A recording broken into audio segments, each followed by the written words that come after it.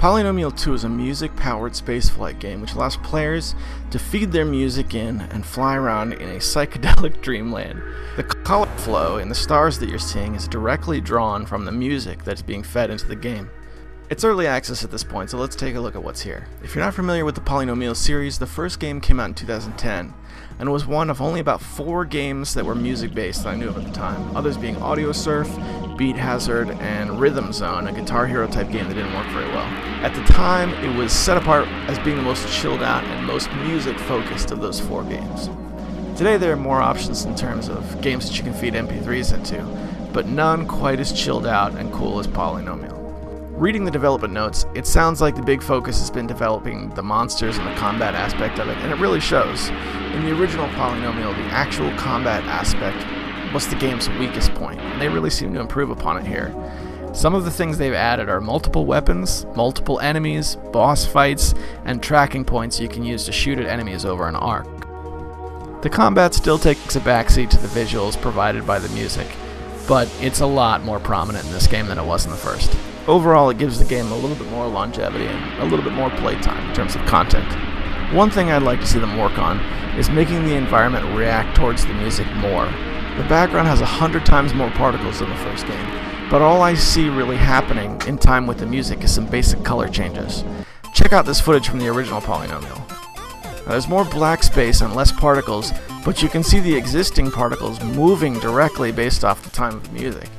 I feel like, even with the simpler particles, it makes it more interesting to look at. Also, the original had a lot of different levels to choose from and an editor so you can make more yourself, but again, this is an early access game, and in the 2 weeks I've had it, they've already patched it and upgraded it a couple times.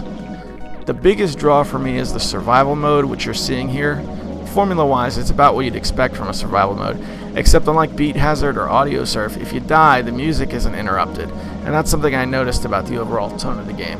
This really appeals to music lovers more than game players. If you're big into music, this game, above all other music-based games, is what you want.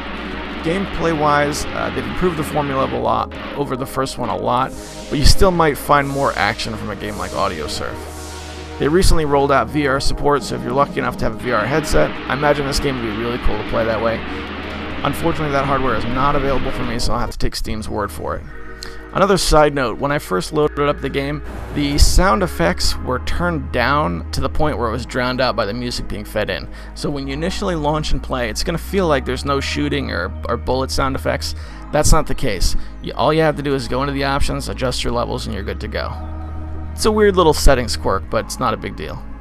It's available for Windows and Linux. I ran it on Linux Mint 17.3 Cinnamon, so I can confirm it works there, which means it probably also works well on Ubuntu and also Debian-based distros, since SteamOS is Debian-based. Unlike the first game, it's actually not available for Mac, which is unfortunate since it seems like the Mac would be where a lot of music fanatics are, and those guys would probably enjoy this game more than anybody else. Polynomial II is a good game. If you're a music fan and enjoy flashy light shows, nobody does it quite like the Polynomial series.